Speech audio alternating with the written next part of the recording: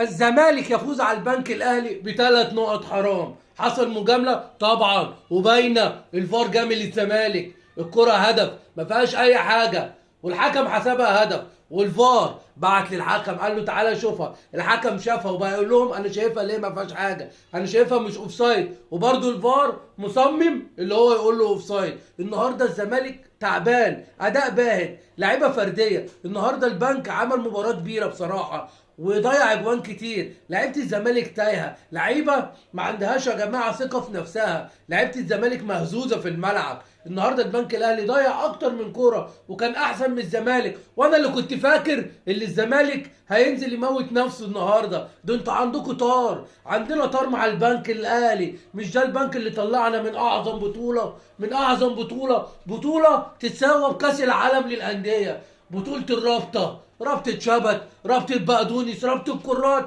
المهم رابطة وخلاص. انا قلت لعيبة الزمالك النهارده يا جماعة هينزلوا ياكلوا الملعب، هينزلوا ياكلوا النجيلة. النهارده الزمالك كسب ثلاث نقط حرام. انا بهدي الفوز ده لمجلس إدارة نادي الزمالك اللي بيحب الحرام، لجنة الحكام اهو والفار اهدوكوا ثلاث نقط حرام. الزمالك ما يستحقش الفوز، لو الحكم عنده ضمير كان الكرة اتحسب الجون. النهارده بصراحة الزمالك فريق تعبان، ماتش بايخ، ماتش باهت، ماتش الزمالك ما لعبش فيه بنطلع. حرام بصراحه اللي الزمالك ياخد الثلاث نقط بتوع النهارده.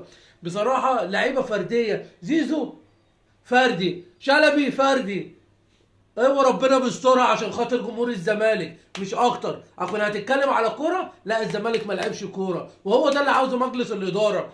مجلس الاداره عايز الاحتواء، عايز المجاملات، عايز الزمالك يصعد من المركز السابع للمركز الرابع للمركز الثالث للمركز الثاني عشان يخش الكونفدراليه. مش هيخش.